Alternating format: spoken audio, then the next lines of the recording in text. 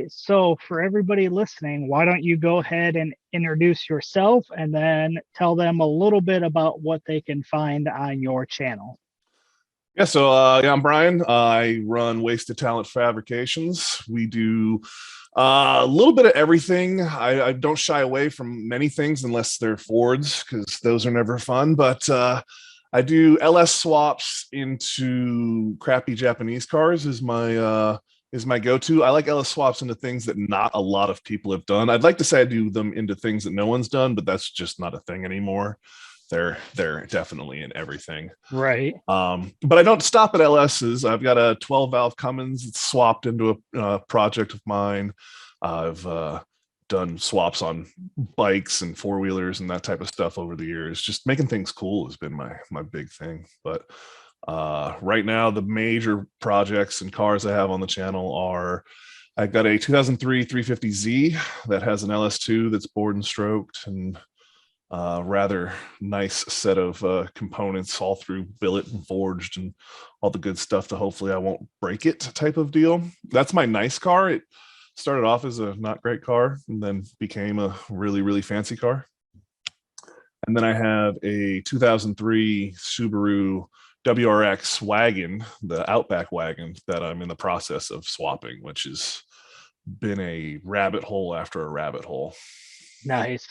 We'll get into each one of those in a little bit, but when did you actually start your social media, YouTube, and that, and what kind of got you into doing it? So yeah, I've had Facebook for a long time and did a car show scene for a long time with that Z, because it got really deep into the East Coast around DC, and then I went all up and down the East Coast with that car to doing shows in the 2010s and all of that.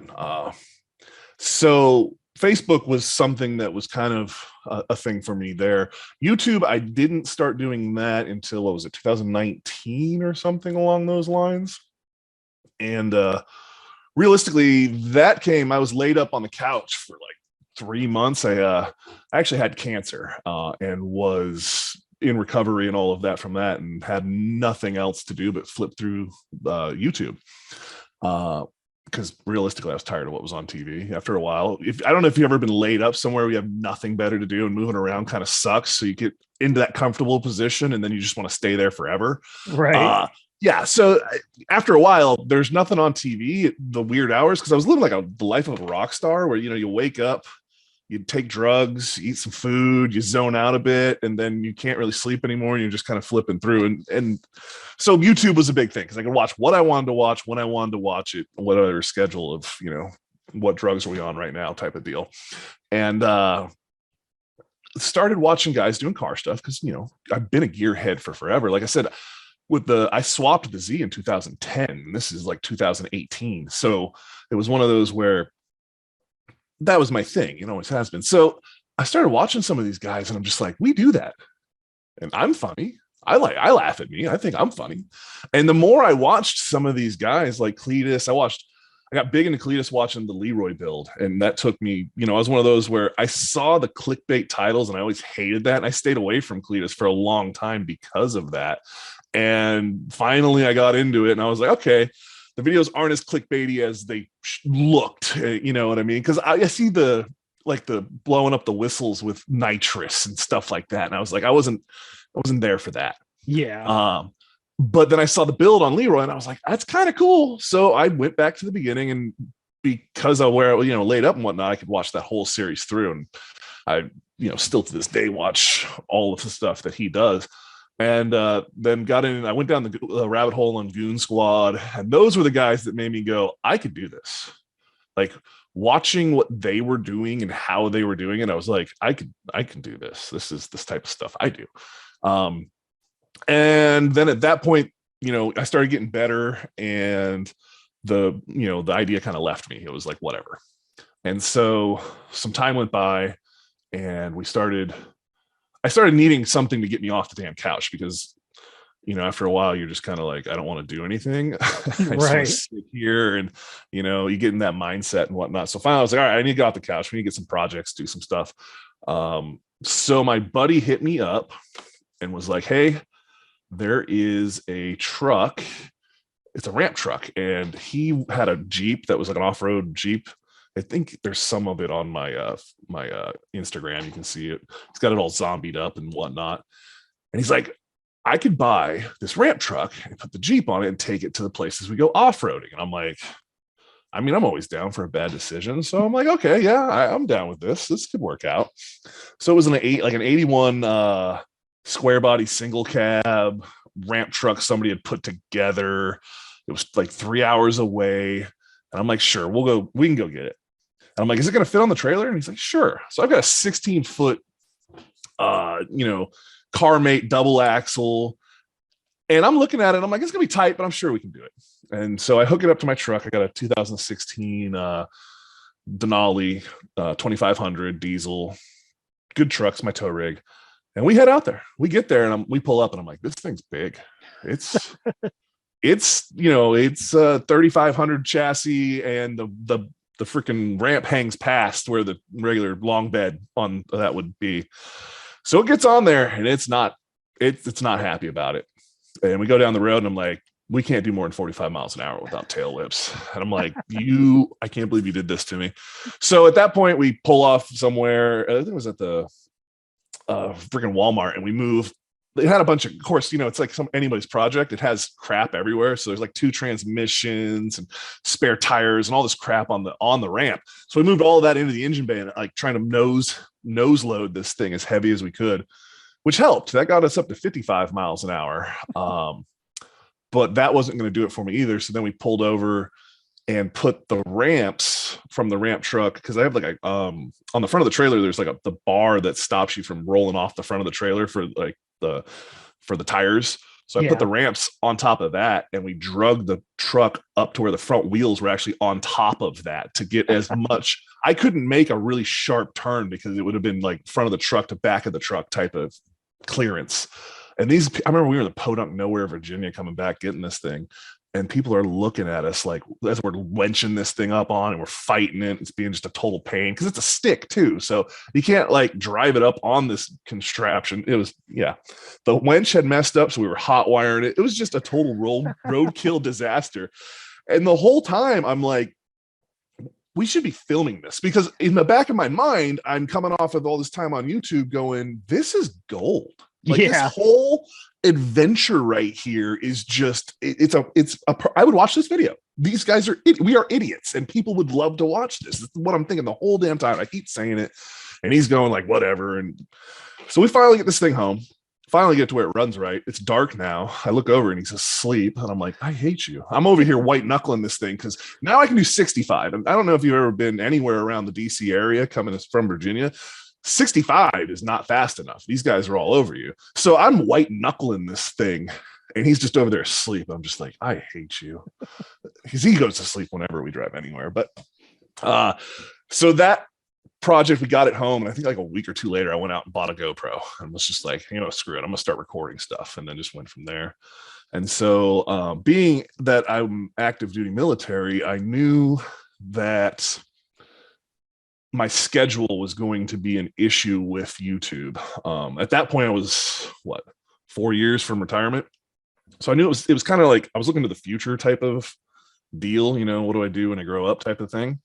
And so I knew that from all I'd done a lot of research because I'm kind of a nerd for that type of thing. So I looked up, like best software, which there's so many different things to make. Like it's hard to say what the best software, because you got like 3 categories. You got how much does it cost, ease of use, and then what can it do?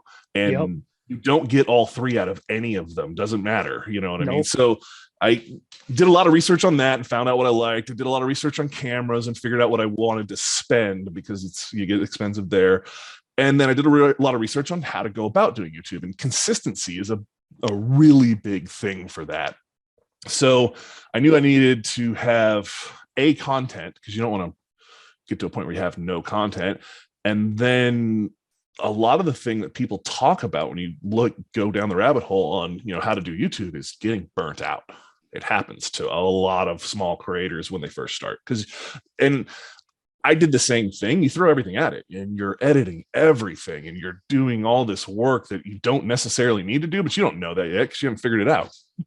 And so I decided that I was going to record and store footage for a long period of time and edit it at my leisure and then start the channel and start just trickling it out and basically be behind, because there's no telling when I could, be gone for 2 weeks, or like we'd be waiting on parts, or whatever happens. And realistically, I wasn't too concerned about people figuring out there was a timeline discrepancy. It's like The Witcher. No one figured out until like what, the third or fourth episode, that the timelines were weird. So I figured by the time people figure it out, I'd be caught up to how, because I don't plan on doing that forever, but I do like it. Yeah. Which led it to that has its own problems. Like when I started, I didn't have a really nice computer, because my old computer would be fine, but it didn't have a lot of space. So I had an external hard drive, which was where everything was until that external hard drive died. And I lost all the early footage, like the early stuff from the ramp truck. The ramp truck series picks up at us cab swapping it. None of the stuff up to it is there because it died. My buddy's 68 Firebird, we went up and I had a whole video series of us going up and getting it and doing a bunch of work to it and driving it. You pick it up on my channel at this episode 2 of doing like the painless harness and fixing the douchebaggery that was done to the harness on the 5.3 that's in it. So you miss all of the early stuff, which sucks, but they were terrible videos compared to what I do now. You know what I mean? You get better as you go, type of deal. So that is what it is. But that prompted me to, okay, I need to get some better hard drives. So I got some hard drives from my other computer, and then I started editing. I'm like, it's taking 2 hours to render a video. This is ridiculous. And so then I built the computer. So I built an editing rig, which, turns out it does pretty good at gaming and other things. So it has its, other things it can do, but I spent some good money and built my first computer. I never built one. I ordered the parts from different places. It was like Christmas time frame. So I was like, everyone's like, what do you want for Christmas? I sent out a list to all my family of like parts, and it was like a Microsoft Word document with like links to Amazon links and whatnot. I was like, there's really expensive stuff and there's cheap stuff, whatever you want. Just, it was like a wedding registry or something I did for it. That's awesome. I'm notoriously terrible to buy things for, because when I want something, I go buy it. Yeah, that's what my wife says about me too. She says it's hard because if you want something, you just go get it when you want it, and that's exactly what I do. Don't normally pine over little things to where that's what I want. You know what I mean? If it's something big I want, I save for a while. I may talk about it a little bit, but no one's going out to buy me a $3,000 thing. I'll wait and save, and then I'll go do it. But little things, I'm just like, oh, I want that. And, oh, look what I have now. Right.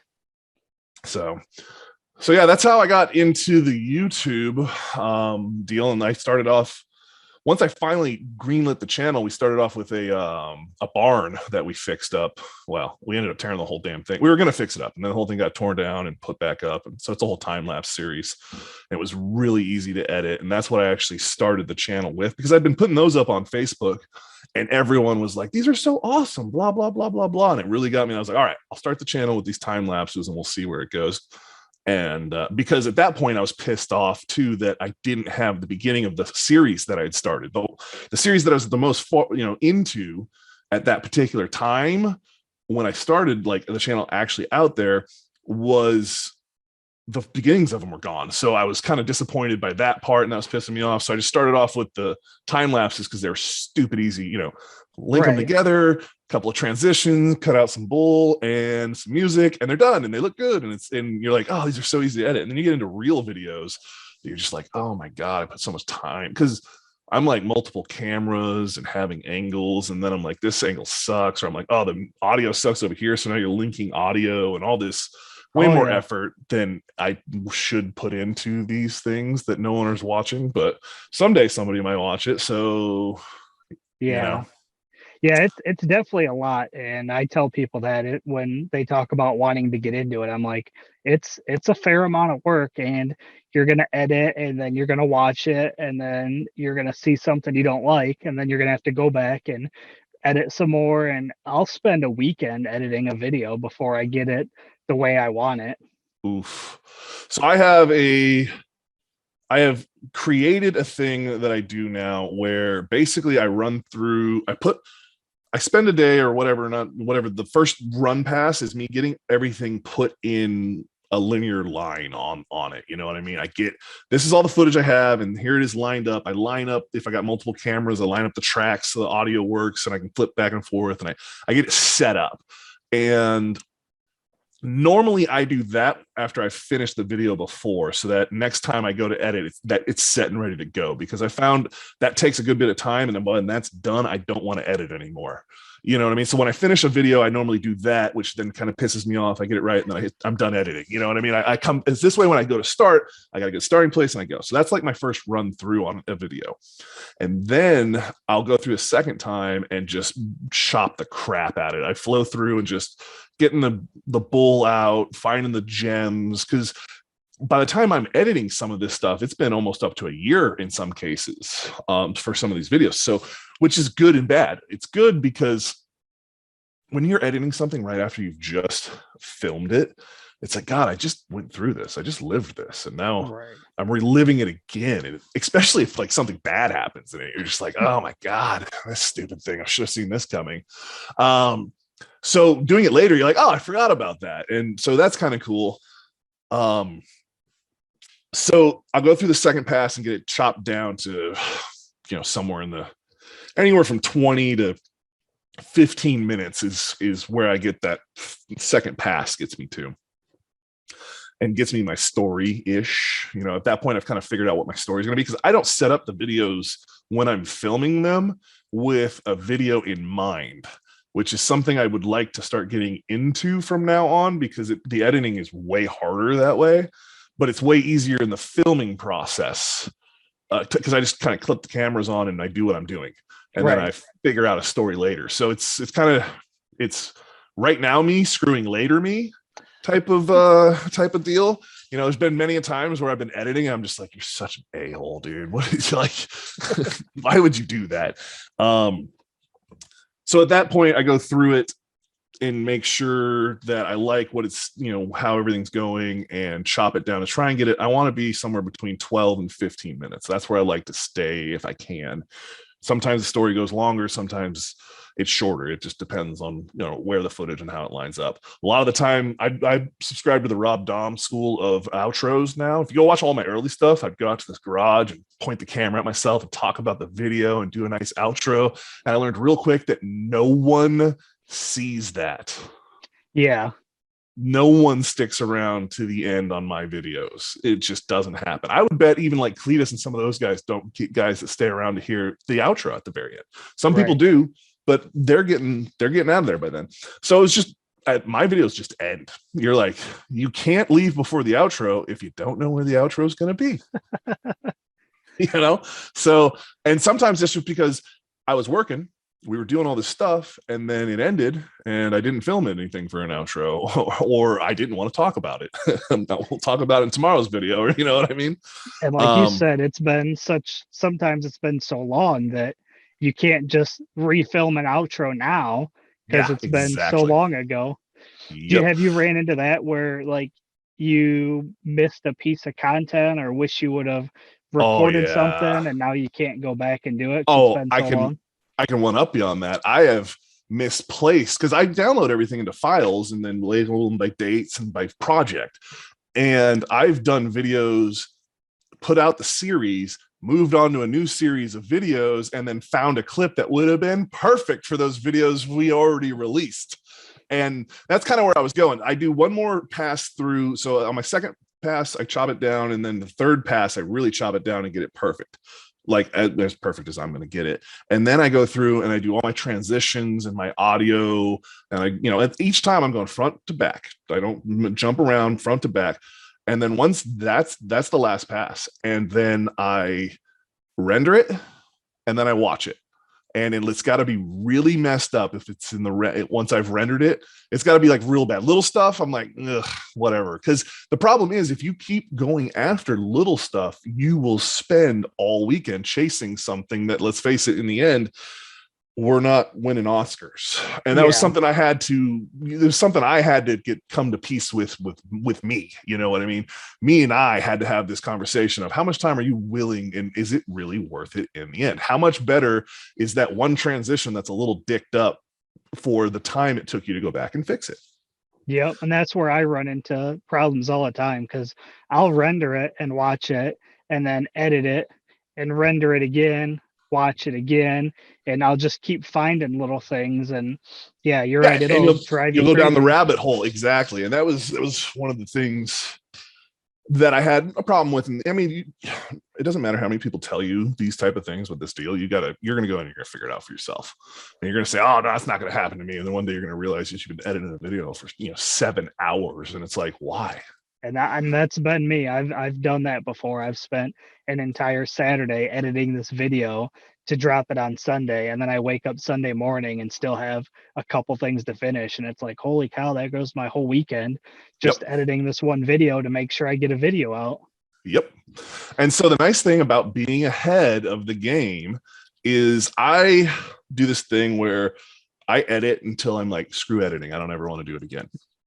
And then because I'm so far ahead, and I will edit like 4, 5, 6 videos in a setting or in a weekend. So that's 4, 5, 6 weeks worth of videos. So I can normally, and then of course, I procrastinate until there's like no videos left. I'm like, oh crap. And then you spend a weekend and you get yourself back out and you get burnt out on it and you don't do it again. Right now, it's been amazing because we had a hurricane in, was it September? I think it was. And we had no power and no internet, but I had the generator. So I had power and a fan. And I sat at this desk and edited 40 videos. 40? So when I came down here, I had over 4.5 terabytes of footage to edit through. And so I came down here in November of 2020. So where are you at currently? I'm in Louisiana right now, Okay. New Orleans. So all the footage that you guys see is in Southern Maryland, is where I used to live. That shop we built and all of that area there, which I really miss because that sucks not having a lift or a shop, or I go over to a buddy's driveway and do my oil changes and stuff. It's terrible. So like I said, I didn't have anything else to do, and the whole world was shut down. So I sat at this desk and just edited videos and sweat my ass off and knocked them all out. So I haven't edited anything since freaking October or September or something like that. Wow. I've been doing shorts lately, getting into editing those and doing those because those are quick and easy. But yeah, I have videos all the way up until March every week slated to go. You already have them scheduled and in Yep. there, or do you got to do it? Uploaded, scheduled, has been done since like September. Like as I was getting them done, I would like have one uploading as I was re-editing on the next one. And I was, well, actually, no, because it was during the hurricane, I didn't have internet. So I had them set up and I just had to upload them later. But normally when I'm doing them and I have internet, like once the one's done, it's going to upload and doing its thing and rendering or like pushing to YouTube as I'm starting to like set up the timeline on the next video, or depending on how late I'm going to edit or how long I'm going to edit for that period, That's wild. Yeah, it's like I said, I don't normally go that far in advance, but there was literally nothing else I could do. So I was like, well, you might as well just edit. So you still have content to go through after March, or? Yes. So the Z series is wrapping up here in the next, I think, 3 weeks. We get 3 more Z videos, I think, on the channel. And then we go into some move prep stuff. So we got a video of, I think we put a gooseneck in my buddy's truck because he ended up pulling one of my trailers for me. So we got him a gooseneck. And then I did some like upgrades on my truck, like a deep pan for the Allison, and I got that Banks Ram Air Scoop diff cover for my truck, things to make it a little more happy for doing a cross country move. And then I have like 3 videos for the actual cross country move. So in a 7-day period, we drove Maryland to Oregon and back. Oh, wow. Yeah, and unloaded a whole house in that time frame. Partied a little bit, rode razors. I got a video where we go out and ride the razors in the middle of nowhere in Oregon, and then come back. So there's a video for that. There's a video of me, because I take the Z out there too. So there's a video of me taking my friend for a ride. She did like a reaction video and then dumped it in her garage, because I don't actually have a garage out there yet. So it's been sitting in her garage. And then I've got the video coming back to Oregon, from here to Maryland, which is like, I think we did it in 53 hours straight. We put my buddy's truck in the back of my 40-foot gooseneck enclosed, and then me and him traded off driving and just bonsai'd back across the country. Wow. And my other buddy, we flew him back, because we took three rigs, 7 total vehicles across the country. That's crazy. And all of my stuff, like, so not the garage, but like all the house stuff, the wife, the kids, all their stuff. So how many times have you had to move like that, or is that just the only time? Or oh no, unfortunately. I'll tell you a really sad story. So the Z has been driven from Maryland to Washington State, and then from Washington State back to Maryland without actually being running in the last, what was that? That was over a 5-year period. It had an issue coming out of Maryland in like 2012. And I cut a valve spring and didn't know why. It wasn't, I normally would think it'd be an exhaust because I have cutouts and I do dumb things. But it was an intake, which was weird to cut an intake spring. So I chalked it up as a one-time weird thing, but I was a little concerned about the motor. And this is before I knew how messed up the motor. I don't know if you've seen the series that I've got going on the Z, but the motor was done wrong by a machine shop, like done real wrong. And I didn't know it at the time yet. So it was one of those where the car never really ran right and had issues. And I just kind of was like, my son was born, we bought a house, all the life things happened, and a really expensive show car, because that's what it was at that point, was just not a place to dump money anymore. I keep moving on to bigger and better things. And at that point, properties were my new thing. So that was where I was dumping money. I was buying property and doing that type of stuff, remodeling stuff and whatnot. So the whole time I was in Washington State, I drove it a couple of times. It ran like shit. And I was just like, screw this car. It's going to sit. And then we went back to Maryland, and well, of course I had to bring it because I wasn't going to leave it. So we brought it back, and it sat there because I didn't have a garage. So it sat actually underneath, we got one of those pop-up tent garage type deals. And I put it in that with a tarped floor. Like, we tarped the floor, put it in there, sealed it up, and let it sit. Finally got the garage done and started to move it around, and she just started running like crap again, like it did when it chopped a valve spring or a spring.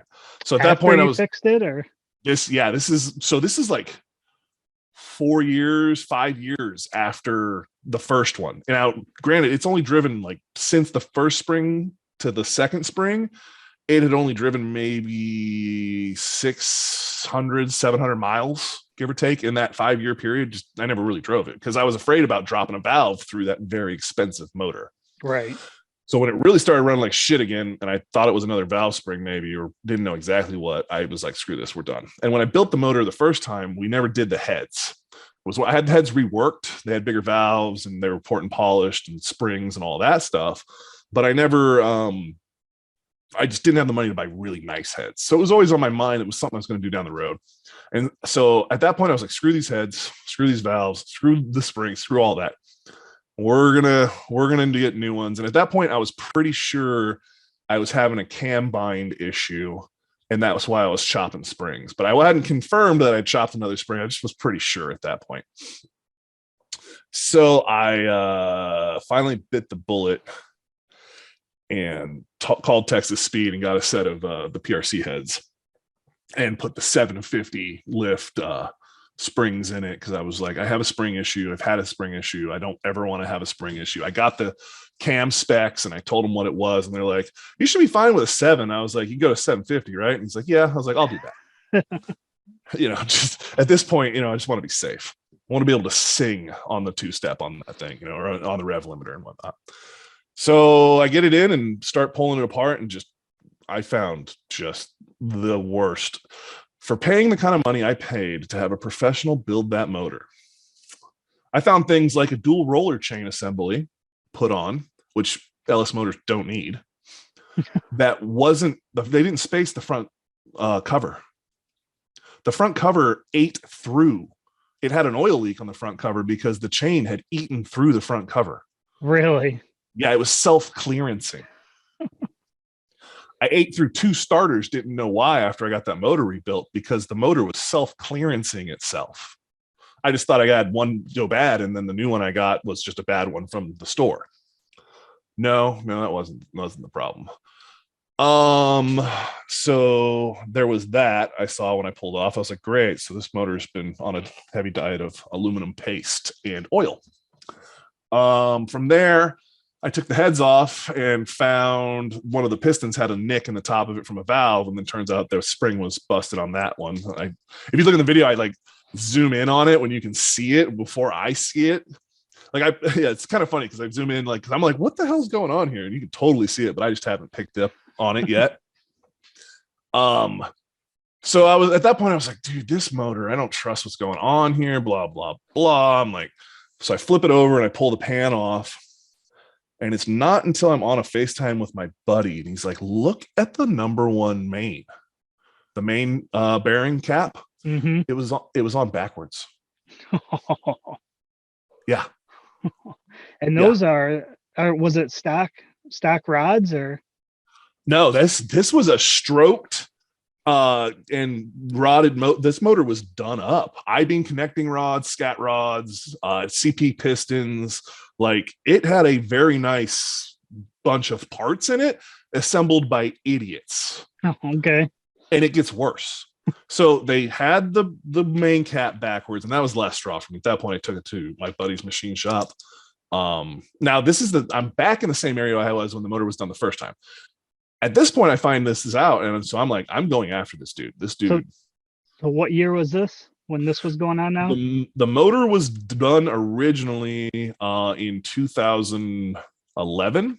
Okay. Is when it got rebuilt. I swapped the motor into the Z in 2010, and that stock motor out of a GTO 6-liter made it about 4 or 5 months before I stretched the number 6 rod bolt and made a little slappy noise against the head. But I looked damn cool when I was doing it, so that's what matters. So, and then at that point, my buddy was getting a Mustang motor done, and this shop we had been at, and they said they could do the motor and that would be no problem, and they could get me in, and, you know, promised the world. And I didn't know any motor builder, and this guy had a decent experience with this Ford motor through him. So I was like, yeah, sure, why not? I mean, let's do this. Crap ton of money later and a bunch of time, way longer than it should have taken. And me literally showing up to the shop and being like, where are we at? Why is my motor parts sitting over there? Can we, build my shit now? I got the motor done. And then he couldn't tune it. He was trying to tune the car with a Diablo tuner. That didn't work. And then he was blaming it on the fact that it was a freaking LS swap, and that's why they couldn't make it work. So I took it to a dude named Jeff who specialized in LS swaps. He had a Volvo, like the Volvo we're gonna do, way back in the day, a 240. It was a nasty. He bent the drive shaft in that to where it was like freaking rubbing the hoop. Like it was a nasty turbo LS setup in that car. And so Jeff got a hold of it, and first thing he said, he's like, this cam, my girlfriend drives a car with a bigger cam in it than this. I'm like, okay.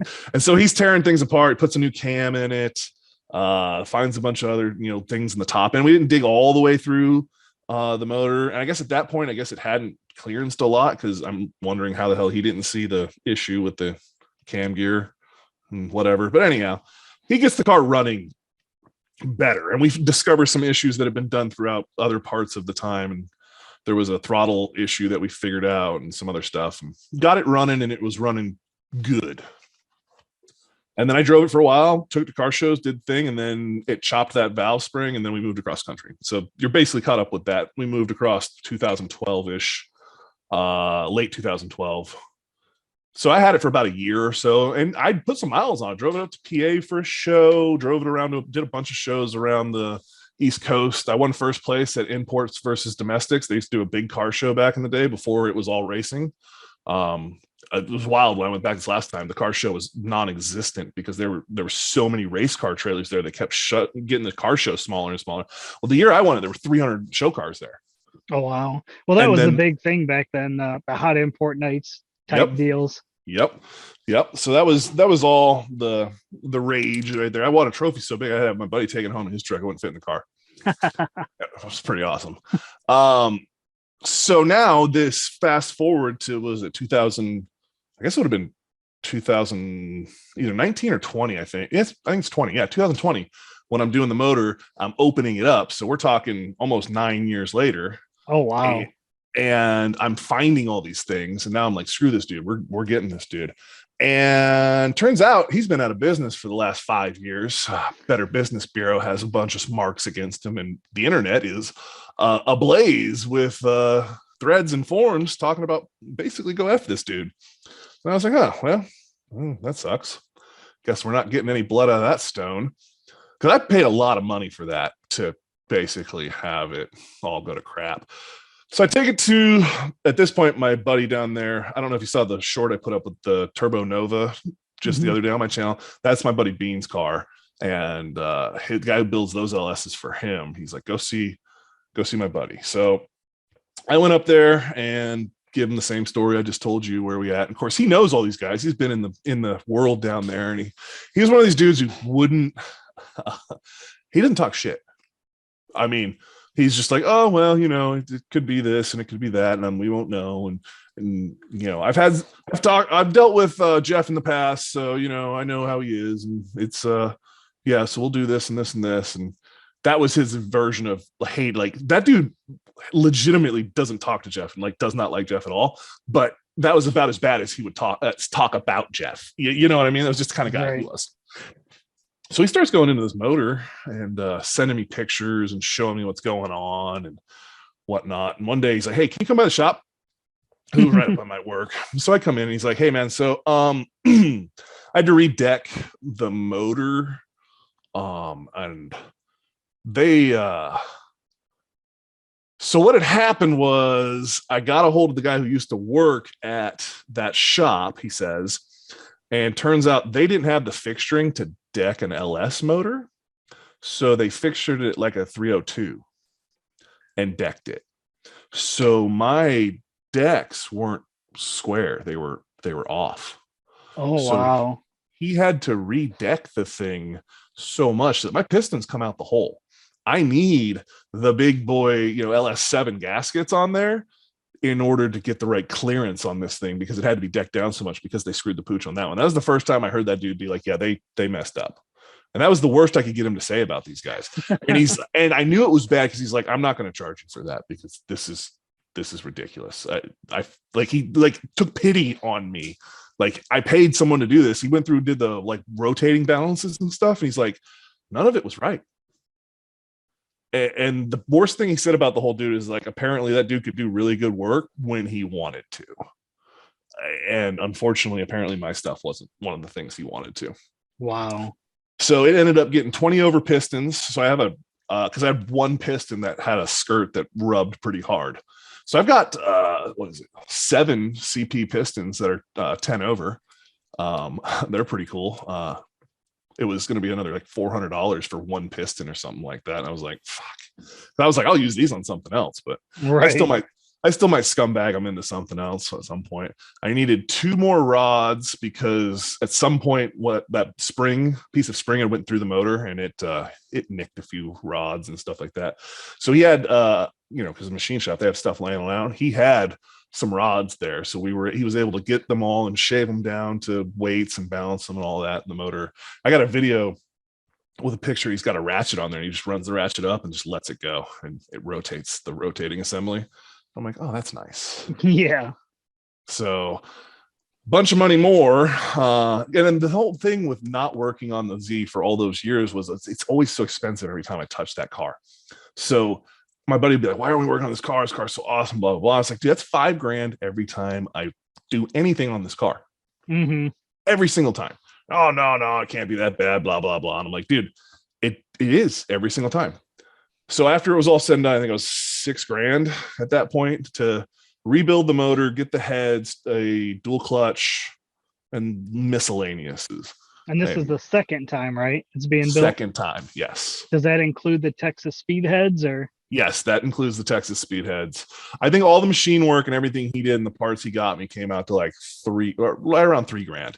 And he hooked me way up on a lot of stuff. Like I know it should have been more expensive, but the more he looked into it and the more he found, dude just was like taking one for the community type of deal. He's like, that dude gave motor builders a bad name, so I'm gonna make it right in the cosmos type of thing. Which is which cool. I totally appreciate. If you guys ever are in the Southern Maryland area or need a guy, Clinton Machine Shop, go in there. They will hook you up and do an amazing job. They do everything. It's not like they do just LSs. It's one of those, you roll in this industrial complex and you're just like, okay, whatever. And you walk in the door in the little office, you're like, it's okay. And then you walk into the shop room and you're just like, the awe and the lights and the angels sing. You're like, oh my God. And it's just like three old timers in there just doing their thing, man, just making horsepower. That's cool. So you still have the car, right? Yes, I will never sell the Z. I've got way too much money dumped into it over the years. It's one of those, you're supposed to, when you're in a hole, stop digging. Well, or you build a house and you live there. Yeah. And that's kind of way the Z is, which is what prompted the Subaru project. And they are polar opposites. The Z has, leather and suede interior and, a ridiculous paint job and all this motor work and blah, blah, blah. And the Subaru is a literal shitbox. I paid $400 for it it had a blown motor, the guy thought, which it probably did have a bad head gasket, but they dumped enough stop leak in there that it actually clogged the thermostat. And so I actually sold the motor and trans to two different people, one each, and made $450 when it was all said and done. And the guy who bought the motor pulled the thermostat, put a new thermostat in it, and drove it. And as far as I know, still driving it. Wow. Like, just so you're up $50 on that. Then. $50 on the car rolling in, and that's where I wanted to be. And so everything, for the most part, it's been pretty cheap with that project. Like the transmission I got for $100, 4L80 out of the junkyard because the ear was broken off it, and I was like, dude, this thing's broken. I mean, well, how much you really want for it? It's a core. Mm-hmm. And they were like, all right, $100. And then I took it to work and had a buddy weld the freaking tab back onto it. So nice. And that, I think, was out of a P30 like UPS mail truck, or maybe it might have been USPS. Either way, I pulled the dipstick and looked, and the fluid was bright red, like it just been serviced. I was like, shoot. So that thing, I'm gonna send it. We'll see what happens with that. I got the rear end I got for $100 out of the junkyard. It's a 8.8 solid axle through, I think it's the 383 gears and that thing. And then I shortened it and got another right side passenger side drive shaft. And then I had a buddy that works at a machine shop that built me some C-clip eliminators for the axles on the so the axles on the Explorers are 31 spline and pretty beefy, and that's the ones a lot of people use for like the S10s and stuff like that. The problem is no one makes a C-clip eliminator kit except for, I think, Yukon does, but you have to buy their axles and a whole bunch of other things to make it work. And I didn't want to do that, and my machine shop guy owed me a freaking favor because that green Corvette that we did on the channel was his. And so I did all the work, made the content, he bought all the parts, and then he just, would make things that work in his spare time for me when I asked. So yeah, cheap on that. The motor I got out, the motor actually, I got out of a Cadillac I bought out of Copart. I paid $1,300 for a 03. Man, I didn't realize all of it was 03. I have a thing with that year now that I'm talking about it. Cadillac Avalanche, the truck one though. So we called it the Cadillac. And so we got some videos of us mobbing that thing around and going up and getting it and whatnot. I ended up flipping. We bought a Suburban, took the rear end out of the Cadillac, put it in the Suburban, got that up and running. I sold that for $2,000. And then we got another truck that needed a transmission. So we put that in there and sold that for, I think it was like another $1,500 on that one. And then I took the whole interior and the doors and everything and swapped all of that onto my the ramp truck that we ended up cab swapping. So it's now the ramp truck's a full Cadillac swap on the outside of the truck and inside of the truck, single cab.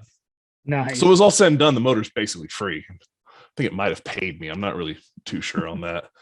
I got my buddy's turbo off of that Nova. It's a 476 billet wheel Borg Warner. It needs to be rebuilt.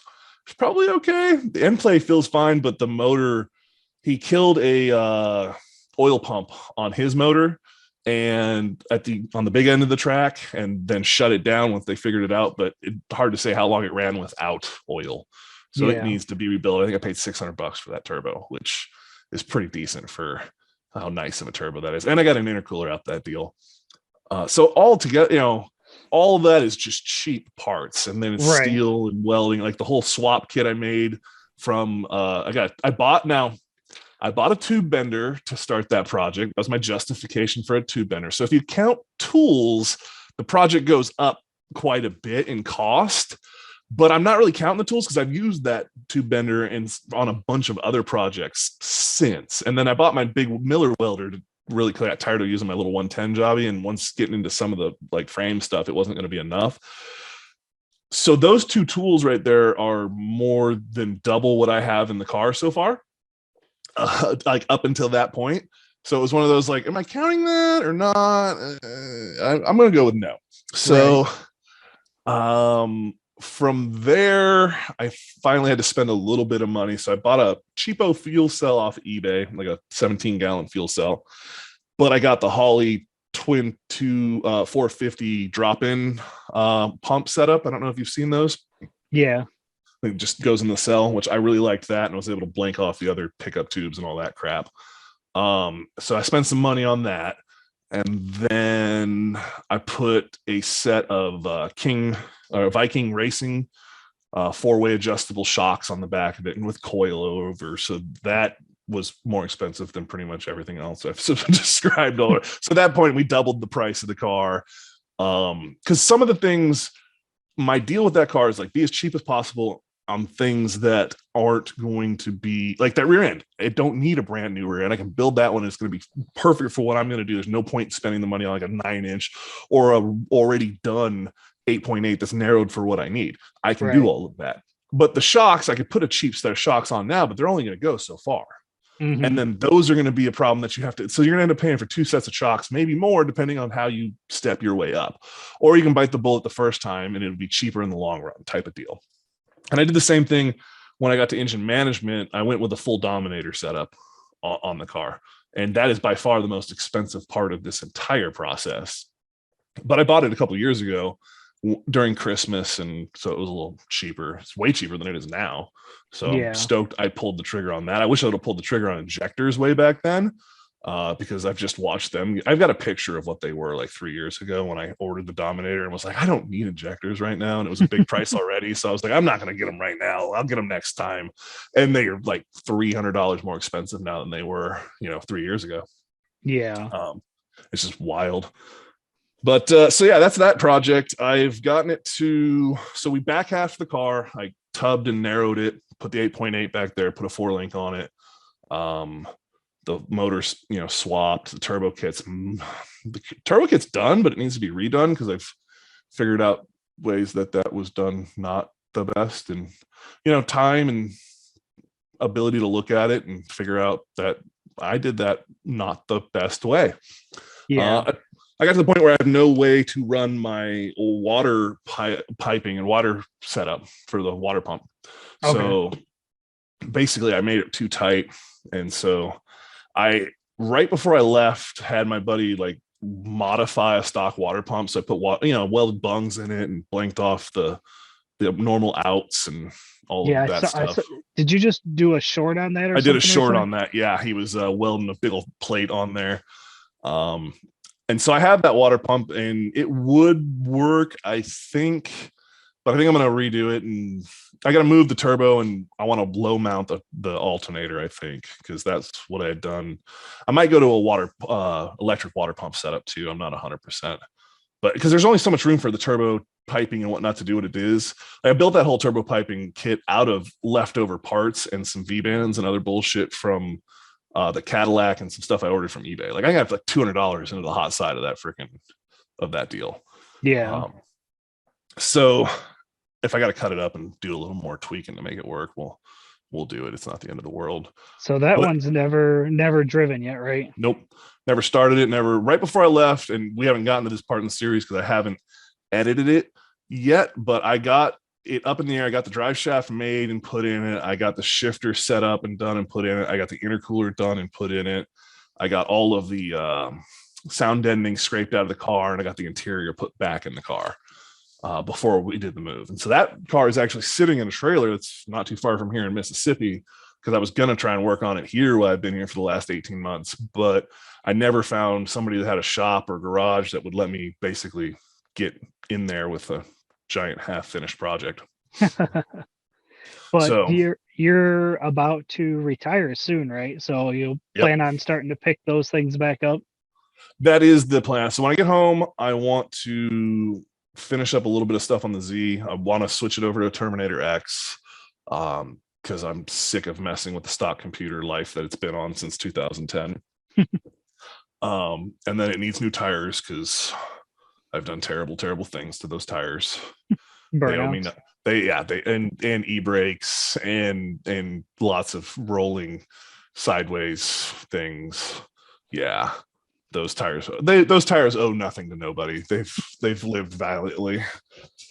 So I need to do that, and then I want to just do some stuff with that car. Like there's a little local shitty car scene in Southern Oregon that I say shitty, I'm not crapping on too, but compared to like Southern Maryland, DC, DMV area, the car scene that I'm coming from compared to what I'm getting into, like in the DC area, my car was upper middle class. And where I'm going, it's the royalty. When I roll up to the first car meet there, they're going to be like, "What the hell? Where did this come from?"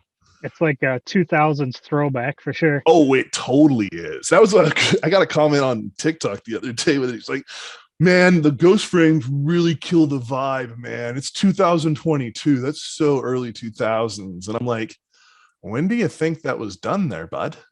Like, and that's the thing is people don't know your story, that you're in the military, you built this car and you haven't really been able to drive it because you're not home all the time. So well, that's some of it, and at some point you have to grow up a little bit and say, I can't spend money on a very expensive 2-seater sports car right now.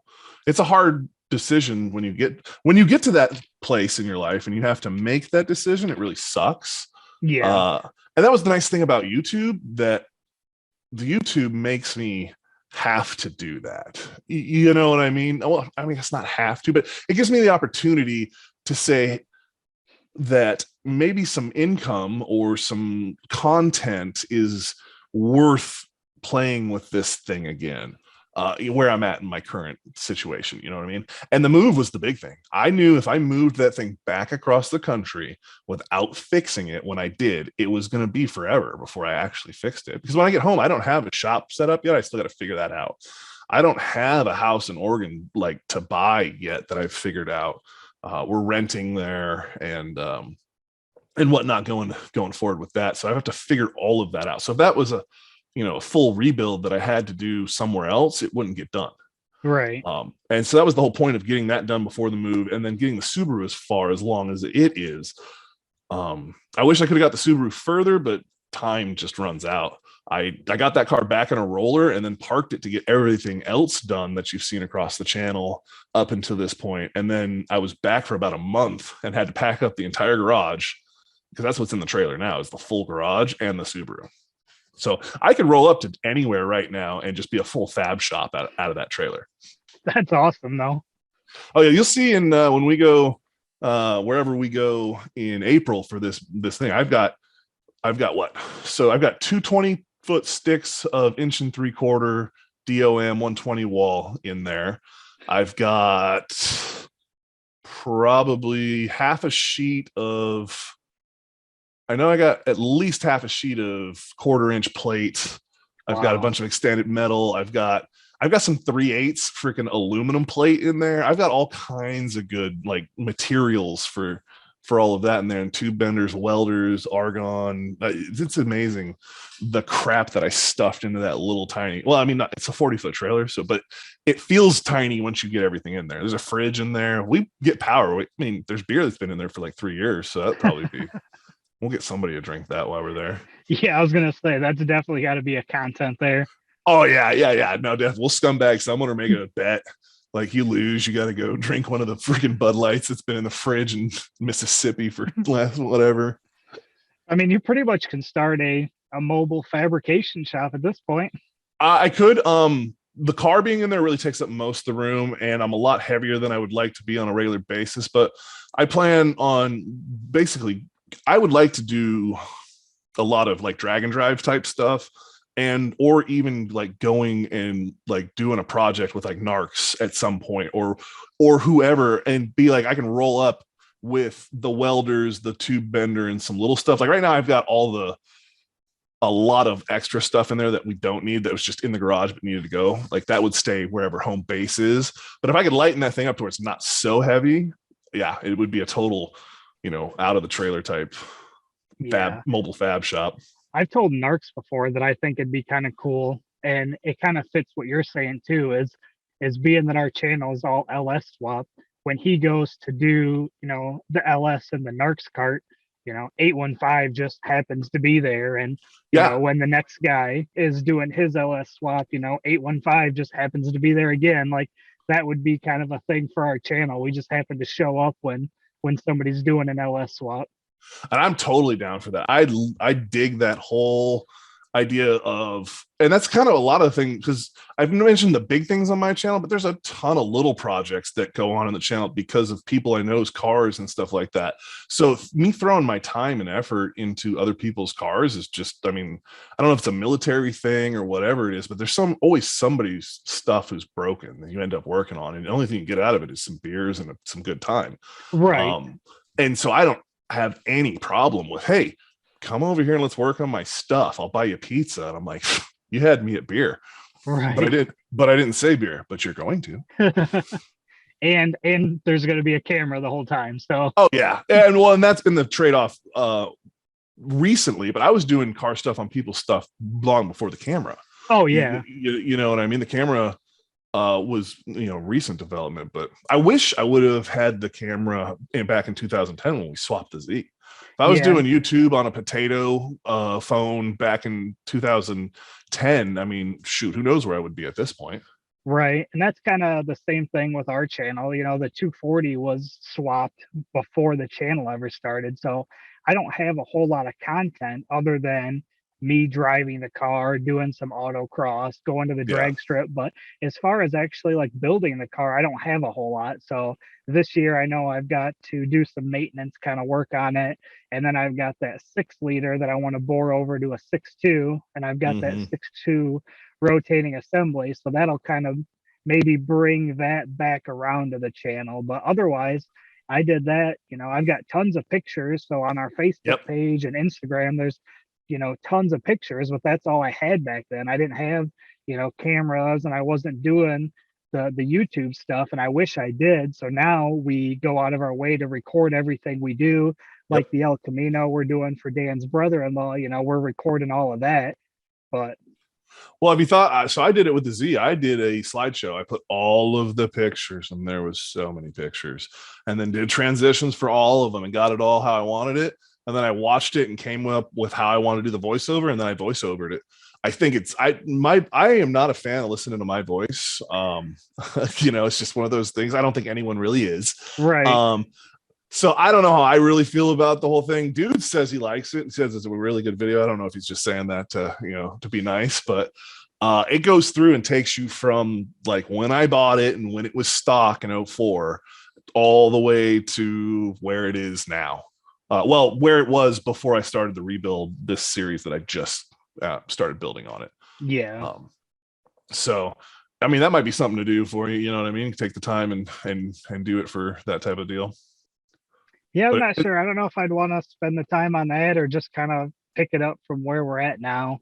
yeah, That's definitely where you're gonna make the decision on that, dude. It's like your channel, you have a lot of you doing stuff with the car, whereas I don't have that for any of my projects. The projects we finished, they were either all right, take it and it's gone, or we flipped it and we sold it, or whatever. The Cadillac was the biggest thing we've had. We actually took it out in the snow and played with it one time, and then we tore it apart and stripped it for parts.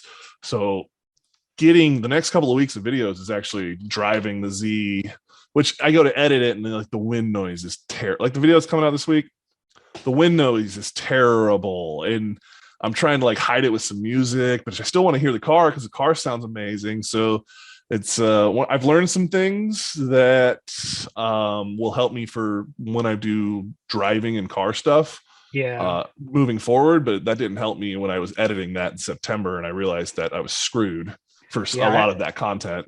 I've got a wind cover for my GoPro, and it doesn't completely eliminate it, but it definitely helps.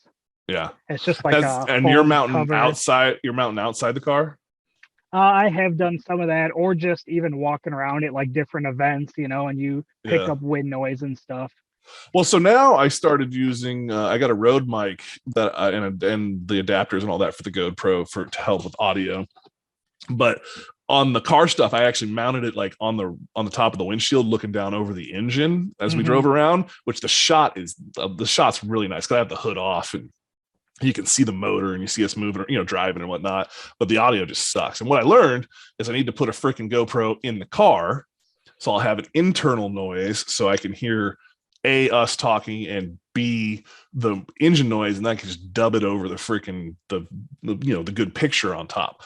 I know that now. I didn't do that at the time. So yeah, when I took the Fox body to the drag strip before we started the twin turbo build, I had the camera mounted inside, and where I had it mounted was like you could just see the track and you could see the big cowl hood, but you couldn't see the tree or anything like that. So, it's stuff like that. Like I was watching, I think it was Alex Taylor's Drag Week videos, and I saw they have a camera mounted on the cage up behind her, and then they have one on the dash facing her. And I think that's a good kind of multi-camera angle to have for some of that stuff. My buddy Bean, I let him take the cameras to a track one time, and he actually mounted it on the passenger window looking over at him. So he gets to get like a side profile and you can kind of see the tree and everything. And I was like, that's actually not a bad angle if it's just you in the car type of deal. Yeah. And I've got a mount for GoPro that you can mount two cameras on side by side. So you can have one facing you and one forward. Oh, that would be nice. It just comes up with a regular mount, and then it splits off and it has double mounts on it. It's like a $10 thing from Amazon. It's pretty cool. I'm going to need to get one of those because that's one of the things I run into when I, like I said, run off the dasher and he's, one forward and back type of deal. That's cool. Yep. It's pretty cool. And I buy all my GoPro accessories right off Amazon, and I always look for the metal stuff because the plastic stuff always breaks. Well, so I bought a $10-12 all of the GoPro accessory kit from number one overnight from China. And I didn't want to spend a bunch of money up front because I didn't know what I liked. Which mounts do I like? So I bought the cheapo one, and I know what I like now. I like the head mount. I would like to get a nice head mount at some point. The chest mount was just not something that ever worked for me. I never used it. The wrist mount was completely useless. You're talking like the head strap mount? Yep, the head strap mount one. I shoot a lot with that. The only thing, so I use that at work sometimes, but you really have to be aware of your head movements with that. Oh yeah, you can do some damage with that. I get a lot of people that are like, man, your camera's all over the place, and I'm just like, yeah, you kind of gotta have a stiff neck when you're recording, kind of. Yeah, I so don't. It's one of those where we're along for the ride, boys. It's POV. Like going forward, I need to find somebody that wants to come along for this ride because I'm primarily a one-man show in the filming and editing. Well, okay, I am a one-man show in the filming and editing. Sometimes I get somebody that'll hold the camera a little bit, but mostly I'm always the one in charge of having to deal with that because no one wants to deal with the cameras and stuff. But also I'm also the authority on everything we're doing. I'm the lead scumbaggery guy, when we're doing scumbag things, I'm the leader of these things. And so it's kind of rough being the guy who is trying to film and run the project and come up with the ideas and do everything at the same time. And when it comes down to one of those things needs to fall off, it's always camera duty. That is the first thing that comes off the plate. So if you can mount it on you, then that's one less thing. Exactly. I get good audio off that because it's right by me, so it hears what I'm doing. And so sometimes what I like to do is run a stationary camera that watches close enough to see what's going on, but not on me, and then I can use the mic from my camera and put it over the top of the other footage. But you run into there's spots where my buddy stands in front of the freaking camera for 25 minutes or whatever, because no one's thinking about it and I'm not noticing it, So these are all things you run into. Yep. And that's where I get lucky having Dan to help with the channel too, because for one, he does some of his own content. So he's my neighbor, but we don't always work on everything together. So like the series that's out now where he's rebuilding the blown up 5.3, I mean, besides me giving him parts, he's done this whole 3 video series on his own. Nice. He does some of his BMW stuff on his own. And then obviously we still do a bunch of content together, but that helps for the weeks that I don't have content, he'll have something, or vice versa. And then when we went to drag week, it worked out really cool because I sat at the starting line and got the cars taking off and launching, and he stood at the end of the track and caught them coming through the traps. And that we didn't do a very good job of recording everything. So I recorded a handful of cars starting and he recorded a different handful of cars ending. But the ones that we got both of was really cool footage because you got this awesome view of them taking off, and then normally you just get to see them all the way at the end of the track, where halfway through I transition to his view and then you catch them coming through the trap. So some stuff like that turns out really cool, but you got to have 2 people, or you got to have a way to do multiple cameras in different locations and be coordinated, because that's how 1320 does it. They have 2 or 3 cameras and they're all on radios and they're talking back and forth and all of that. Right. So that's where it's a little easier for me. And it's still, even with pushing the channel, it's funny. We're doing this podcast on the day that I just passed you on YouTube. Oh, did you actually pass by? Because we were together a minute at one point today. I didn't know you actually crested by. Yeah, we're 7:22 now. So but I also have him to help with, he's on BMW pages, which I am too, but he does the posting. Or I joined an El Camino group a couple nights ago and posted in there, or he's on Reddit and I'm on 240 pages. So that also helps a little bit with, because I spend a lot of time doing a lot of the pushing, just because that's my nature. I want to put the content out in front of people, and even doing this kind of stuff, I do a lot of that. But he definitely helps with some of that too. And 2 people against one definitely makes that. I'm definitely not. I don't want to be so pushy in the forums and that type of stuff. I don't know. I'm of two minds on that, because I'm like, oh, everyone needs to, whatever. And then I'm like, I just don't want to be that guy who's pushing it all the time either. So I run that kind of, When I say pushing it, I put it out there. So rather than letting YouTube decide who sees my content, I want to target the people that I think will like it, and then just set it there. And whether they watch it or not, I'm not every day forcing it on them, but I'll throw it out there. And if it's something they like, then they watch it, and if they don't, they don't. But at least I'm targeting an audience versus just putting it up for random people to see. Well, yeah, and so that's the other thing, we've talked a lot about back and forth, is YouTube isn't pushing our stuff to anyone. There's no incentive for YouTube to make small channels big.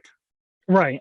There's zero incentive for them to do it. And if you believe that YouTube does things out of charity, like they're UNICEF or something like that, then I got some beachfront property in Arizona to sell you. Right.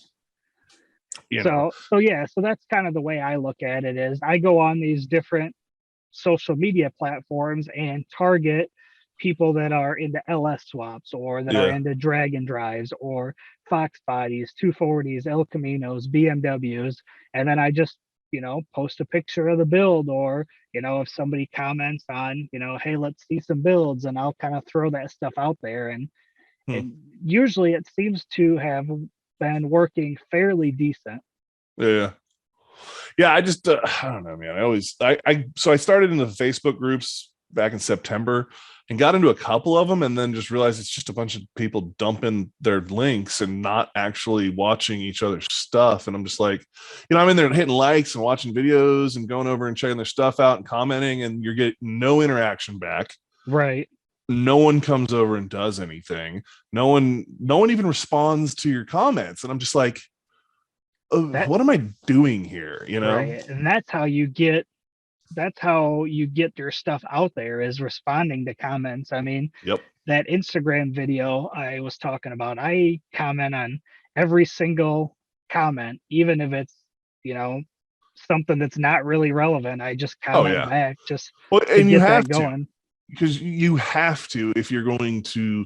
And I get to a certain point, you obviously can't respond to everyone, but if you're not doing that up front and early, you're never going to make it. Yeah. I mean, these guys come in, they do want to watch your content, but they keep coming back because they feel like they have some sort of interaction with you. The Right. ones that are commenting and stuff like that. I have a core group of probably 10 to 15 people that comment on every video, come in and tell me, good job, or hey, you screwed this one up there, bud, or you know what I mean. And these guys are there every single time, and it's awesome. It's you have a conversation with them and go forward and Yeah. And try to do better. I think a lot of our kind of small channels that we all interact with, we kind of all have about those same people that come around too. Oh yeah, it's definitely So how did you get into like this kind of group? So this group of, I don't know, 10 or so of us that do the different live streams and that communicate regularly. How did you get involved with those guys? well, it was from the so I was what so it was my 2 year mark was November like 24th or 3rd or something like that. So end of August, I was looking at the numbers, and for 2021, I think I'd done 110 or 15 subscribers at that point. The year before, I'd done 210, and I was like, what the hell? YouTube is just not doing anything for me. If I sit around at this pace, nothing's ever going to happen. The whole put good videos out and do everything the YouTube says and all of this is never going to work for me. So I started looking around, you know what I mean? And ended up on a Facebook page for automotive YouTubers.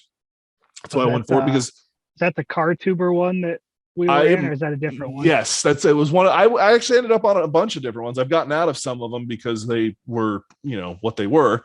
But I ended up in those because I didn't want 1,000 subscribers that don't watch my content. So you can go to a bunch of places and you can get subs and you can get into these sub for sub bulls and all Right. of this crap. But at the end of the day, people don't watch your content. And that's the thing about my channel is I have such a backlog of videos over the last 2 and some change years.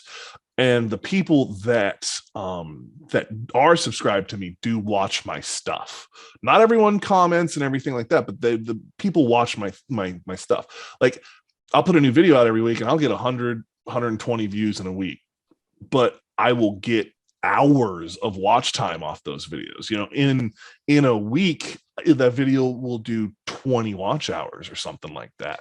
You know what I mean? Or give or take. That's a lot of watch hour for 100 views on Yeah. a 15, 20-minute video. So I'm assuming you're good on watch hours then? Oh yeah, I've for the year I'm at over 2,000 watch hours for this year since Okay. January 1st. Oh, So just in 2 months? in 2 months, yeah. Oh.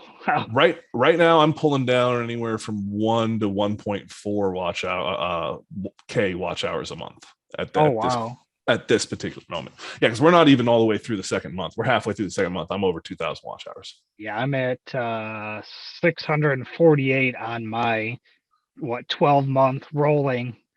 But Yeah. we didn't really start pushing our channel until I think it's been 7 months now, Okay. 7 or 8 months that we've been posting every week.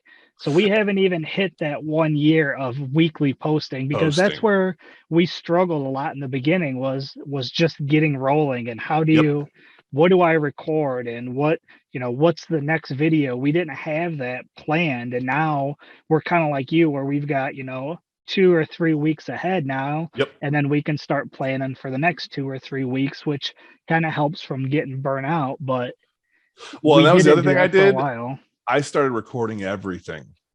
I don't care what it is. It can make it to the cutting room floor.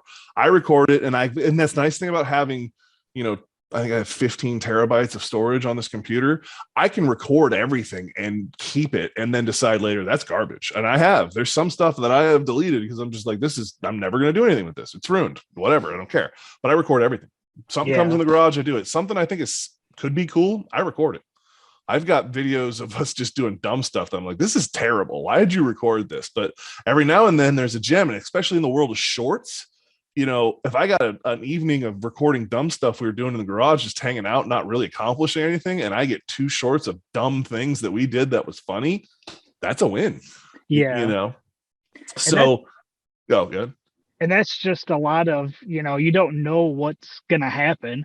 In one of the Mustang videos, I was doing a bunch of welding and moving stuff around, and Dan's recording me, and I'm trying to weld here, and I've got the grounding clamp sitting on the table over there, and he's just watching me, and you don't know when that kind of stuff's even gonna happen. Yeah. So then when you go back and edit it, it's kind of funny because, I grade everything out except for that section, and you Yep.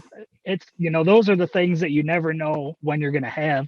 And then even though that was a GoPro video, I can go back and turn that footage into a vertical format and Yep. use it as a short. And I don't think a lot of people realize that you don't have to go record new content vertically to do shorts. You can convert. I mean, granted, you got to have a wide view to get the one thing that you want in Yep. the footage, but it can be done. And that's what I've been doing a lot lately is going back through some of my old content and just turning it into shorts and putting it up. Yeah, I've been doing the same thing. That's where I'm getting a lot of my. So that's the other thing. None of the footage I've been putting out is new, so it's all old stuff that I'm going back and refarming for new purposes and whatnot. It kind of, I mean, I am a little bummed because all the original footage, once I've gone through and I've made a series and the series is completed and I know I don't need to go back and change or fix anything, I scrap the source folder, the B-roll or whatever you want to call it. And so there's been some stuff that I probably could have farmed some good shorts out of in there, but when footage is a thing, you gotta get rid of some when you're dealing with the sizes and whatnot. Because I shoot everything in 1080 and then render in 4K. Okay. And it's mainly because the rig will handle it and it has no problem doing it, and it saves me a crap ton on space. Yeah. Because 4K takes up so much footage or so much space when you're shooting it. Right. So we kind of hit on it, but you are retiring soon, right? When is that actually happening? So I go on my terminal leave. So basically all my PTO and my allowance for like house hunting and all of that combined starts in April 10th, Okay. which rolls us right into, and why the Volvo project is the days it is because that's when I'm rolling out and leaving here. And then my actual retirement date is June 20 or June 30th of 2022. Okay. And Very that'll cool. be that'll be 20 years. I was just gonna say, how many was it? 20? 20 years. I got a kid that just checked in 2 days ago that his birthday is August of 2022. I've been in the Navy longer than this kid has been alive. Wow. Yeah. That was one of those moments yesterday, 2 days ago, that I was just like, oh my God. So what was kind of your primary responsibilities? So I was a aviation structural mechanic. I did Basically everything that's not engines or electronics on a plane. So the sheet metal or composites, depending on the plane, tires, landing gear, flight control surfaces, cables, hydraulics. I think I said that twice. I don't know. So yeah, basically it's a lot that goes into that. I did H-60s, Blackhawks essentially for the Navy. My first tour, I did C-130s. My second tour, I did EA-6Bs. They're a type of jet. Did those for a little bit and then went to F-18s. Did those for a little while and then did a shore tour where we fixed components that would come off planes and need to be repaired to go back on planes. And then finished out with C-130s again. Very cool. And been all over the world and seen places and done things and partied. It's like I had a lot of friends that went to college right out of high school and, you know, talked about how they had a great time at college. And some of them accomplished some things and a lot of them didn't, except debt or whatnot. And then had some great stories and then got on with their life. I left like 30 days. No, was it 20 some days after I graduated? I left for boot camp. I was gone, got out of there as soon as possible. And I got paid to go around the world and work, but there was a lot of partying in there as well. You know what I mean?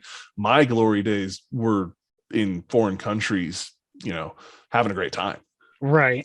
I mean, there was a lot of places where it was. So my younger days and those type of things in the Navy and where we worked, it was like, I tell people it was the best of times and it was the worst of times because we worked our asses off and it was terrible. But then when we were off, we partied hard, man, like real hard. So Yeah. like I'm to a sure. point where I don't think we could get away with the partying nowadays that we partied with, you know, 20 years ago. Oh yeah, it's a totally different world now. Well, yeah, and at that point, I mean, camera phones weren't really a thing still in the early 2000s. Like we had the Nokia bricks and texting wasn't a thing. You know, I remember when the flip phones came and you could like take pictures, but even then it was a potato. So it wasn't like you could freaking enhance on who's that guy in the back is doing something, you know, whatever. So, you know, it's completely Right. I different thing. remember when I got my first color flip phone even. Yep. It was a singular Motorola deal was my first color flip phone. And it was Yeah. still, I remember when texting started being a thing and I was like, I'm not texting on this thing. You know, you're hitting the button like 6 times to get to T or whatever. And like, Yeah. no, get out of here. Yeah. But you know, once I got an iPhone, that changed things. I was like, okay, I can type on this thing. And they were still one. I didn't really get decent at texting and stuff until the phones got big because I'm a big dude. I'm 6'4", 350 pounds. I have catcher's mitts for hands. And so on a little tiny phone trying to hit these buttons, you know, I'm hitting like 6 buttons every time I hit one freaking spot. So when the phones got big, you know, it worked out a lot better for me. People are like, why do you need this big phone? I put it in my hand and they're like, oh, that doesn't look so big when it's in your hand. I'm like, yeah, you'll have that. Right. Yeah, and so for the people listening, I haven't really said much about this Volvo build, but I am gonna get with stuff with Cletus here and do an episode, hopefully maybe even in the next week or two. So we'll definitely get more into that entire build. But basically, it's what a group of, do you know how many channels it is? I want to say, depending on if Narcs gets in or not, I want to say we're at like 5 to 7 somewhere in there at this point. Okay. So I know it's you, it's me, it's Cletus, it's Mongrels is coming down, Dudes with Wrenches, 113. 113, and then I want to say Bubba Ayers is coming up, but I'm not 100% on that one. Okay. And then you got Big Block 402 is coming as well. Yeah, so there's going to be a group of 6, 7 channels, and we're all going to come together at one central or one location, I guess. Maybe not Yeah, central. well, I'm gonna say we'll figure that out. Yeah, I Yeah, know. one. When you said it doubled your drive, I was like, oof, it halved my drive. So Yeah, so one location, and we are going to LS swap a Volvo 960 wagon. 960 Estate, I think it is. It's the fancy one. Okay, and I think it's a 96 if I remember right. 96 or 7. I don't remember exactly which one it is, but yeah, it's I so I kind of came up with this idea, and it all started from we had dudes one time go out and take a bunch of pictures of the crap he's got around, and he has a so many good cars. Like if you can think of some good steel that you would like to have, dudes probably has one somewhere. Like we were talking about 55s and Chevys and that type of stuff the other day with I think Piston twisting, and dude's like, yeah, I got 4 of them, and you should have just seen Piston's mouth drop. Like, what? And I'm like, yeah, he's not kidding. He really does. Yeah. So he's going around showing us all the thing, different cameras or different pictures of all the stuff he's got, and he threw in there to be fun this Volvo station wagon, and I'm just like, bro, this thing is awesome. And everyone, and he's showing gems like 3-door Suburbans and like really nice old cars. And I see this shitbox Volvo, and I'm like, this is my thing. Screw those other cars. And everyone's just looking at me like I'm retarded. I'm like, what? No, I'm like, I even floated the idea. I was like 12 valve Cummins in the front of this thing, just blowing black smoke, and we can name it Greta, because it's Swedish and it could just be destroying the, universe and whatnot. I'm throwing all the good ideas at the wall, and nothing's sticking. None of these guys are buying it. So I think they settled on him doing that Suburban was going to be the project, and everyone said screw the Volvo, except for me and Cletus. Cletus and I were the only two that voted for Volvo, and it moved on. And then a week or two later, we were, just on a live, bullshitting and doing our thing. And I floated the idea of us getting together, and we should LS swap that thing, and one of us could keep it and do, scumbag LS things with it. You know what I mean? And it was really kind of the idea of having my LS swapped Subaru wagon, and then another wagon. Basically, I want to get a group of fast crap box wagons. I think would be cool, because I always think fast wagons are cool. Oh anytime. yeah, absolutely. All the fast wagons are cool. I've never seen a wagon that was fast that I wasn't like, that's cool. So, and then Cletus bid on the idea. It's like, hell yeah. And Monster and everybody and a bunch of people all were like, this is a great idea. And I'm like, we can do it at this time, because I was already knowing I needed to make a cross-country trip with essentially a full garage worth of tools in the back of a trailer. So I was like, this all works out. And so that kind of went from there and grew into this big thing. There at one point there was like 10, 15 channels that were going to be involved, and it was going to be, up north and blah, blah, blah. And then, as life does, man, you get closer to it and people start realizing that I can't make that work, or, the winter didn't go like it was supposed to go, and I just can't, you know what I mean? And so it's kind of, gotten smaller, and we've had to move locations, and it'll be what it's going to be at the end of the day. But yeah, and I told them basically I don't know how many days I'll be able to go, but I'm committing to going for some number of days, just because yeah, I absolutely love the idea of getting all of us together. And most of us are still fairly small channels. I mean, you got yep. Narcs and stuff with Cletus who are a little bit bigger than us, Oh but yeah. still in the general, size of the automotive, they're Well, still and you fairly should be small. over 1,000 by the time April rolls up. You should, if you keep going at your trajectory, you're going right there. I should be like what 150, 200 from it by then, give or take. And so that would be cool to get in together and maybe put, like, if you're not over, get you over while you're there, and and that type of Yeah. stuff. Yep. I So think I it'd be cool. absolutely love that idea. So regardless of where it is, I'm going to make the trip for some number of days. Obviously, Yeah. I'd love to be there for the start of it, and depending on how long it takes, or if we're not doing a car show on the weekend and I can get away with Monday through Friday, but I'll be there for some number of days for sure. I think it's going to be extremely cool, and like we were just talking earlier, like the whole idea of 815 shows up whenever anything's getting LS swapped is just kind of entertaining in general. Yeah. Like, and in the video, and he plans up, and you go, oh, where'd you come from? Someone say LS swap? Right. Yeah. Absolutely. No, that's awesome, dude. I think that could totally be a thing. But yeah, so I really am excited for it. I think especially if we get you, me, Narcs, and Cletus in the same room with the other guys and dudes and everything, that's just gonna be crap flying everywhere, and getting stuff done and having a good time for sure. Oh yeah, it's gonna And I be think golden content. Exactly. I think that's going to reflect into the content and everyone's content. And it'll be nice for me because I've never had, like you said, you got your buddy who does stuff and actually has an idea. When I hand my camera to my buddies, they don't have any idea of what's going on and what they're doing, what the camera translates to. So I get footage that's, like, Right. really, dude, your thumb's in front of the thing the whole damn time. What are you doing? Right. Or you're like, you should be zoomed in on this thing over here. And yeah. Or you're talking to me and the camera's not looking at anything because you're holding it over here. You know what I mean? So it'd be nice. It'll be refreshing to be with other people that do the same thing and see how you guys do it and be like, hey, hold my camera while I'm doing something. You know what I mean? Type of deal.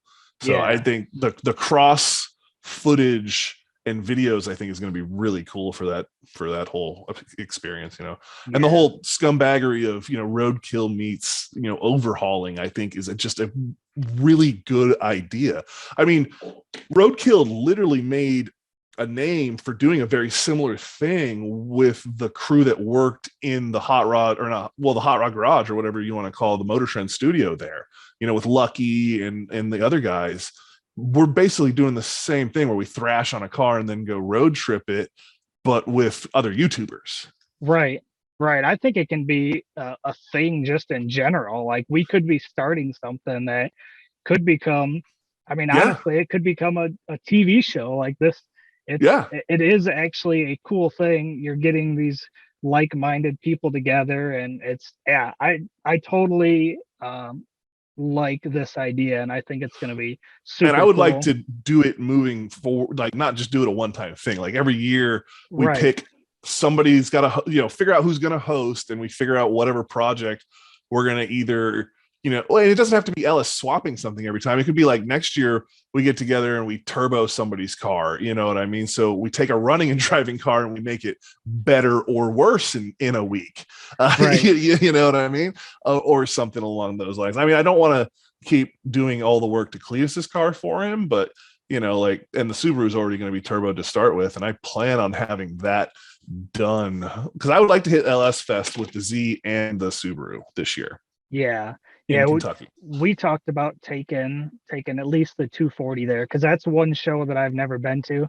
Me neither. And I definitely want to go to it. I hear a lot of good things about it. And I met another channel recently, and they were saying you definitely want to go like the Thursday, Friday, because you get to see everything early on, and by like Saturday, it's just absolutely packed. So if you're going to go record stuff and check everything out, definitely get there early. Yeah. Well, and if I go, I'll be staying in the trailer, straight camp out style out of that bad boy. Because if I come with two cars, I got to gut the trailer to fit both cars. Yeah. Because the other thing is we could come together and build like a Cletus and Cars burnout car every year. Yep, something like that. Everyone gets their own shitbox burnout car. Or something along those lines would be totally awesome. The only part that is a bit of an issue to me is I'm moving to Oregon. So I will be the one that has to go the furthest out of everybody from moving forward. Yeah, for sure. Which I don't have a problem with. That's one of the nice things about being retired with income that comes in that I don't have to get a real job. Is that I will be able to go do some of these things. I just can't be. So like the way I'm pulling it for No Name Nationals and LS Fest is I want to go out and do LS Fest in the beginning of the month, and then I'm gonna drop the truck and trailer at somebody's house in Arkansas. I'm probably going to be big blocks, and then fly home for the rest of the month, and I'll come back at the end of the month and roll up to No Names, and then I'll bring the rig home after that. Yeah, that's actually not a bad idea. It's the only way I can make it work for that. I mean, driving across the country, especially that time of the year, the way gas prices are, I can't do it more than once or twice a year. Right. So if I can maximize and get 2 or 3 shows out of an airline ticket and one trip, I'll do it. Yeah, for sure.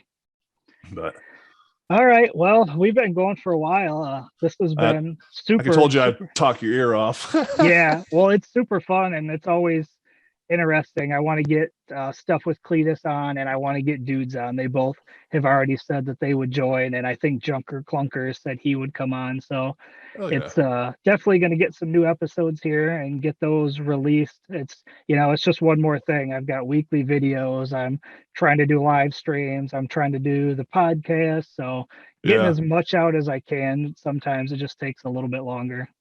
Yeah, and I see what you're talking about, because I know we were talking earlier about, because I had it kind of set up in my brain like a Howard Stern show type thing where you could show it on a live and get you some hours out of us doing it, and then put it out the same way, kind of a deal. But I can see what you're talking about, how it would be almost impossible to do this and have this going on and still deal with the chat and everything at the same time. Yeah. Right. So I kind of came to the conclusion my lives are just going to be lives. That's what they are. And Yeah. these podcasts I like because we get one-on-one time. We can interview people and we can get, their names out, and we can get people that are listening, maybe to get new subscribers to our channels, and just stories in general. Like, some of these stories that you're saying, it's a lot easier to do in this kind of one-on-one setting. Oh no, it totally is. Yeah. And I don't normally do lives like this either. I think I did Destroyer, where I got got into some of these stories a little bit. And I think this is the only one that I've really done a real, like interview type style with. But Yeah. I've got stories for days, man. 20 years of running around and doing Oh, I'm things. sure. Yeah, I've done a lot and seen a lot, and remember a good bit of it, I think. And I think for people that like listening to audio podcasts, the structure of it and not having all the comments and distractions and talking about things that they can't see just kind of makes it a little Yeah. better.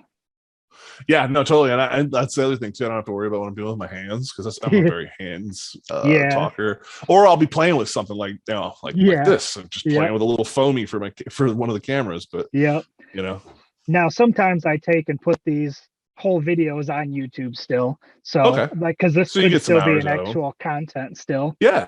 No, and that's my thing that I was thinking about when we were talking about earlier. If you could double dip the content, kind of deal out of it. And that's kind of where I'm at. Because I've thought a couple of times about turning some of the live streams into podcasts.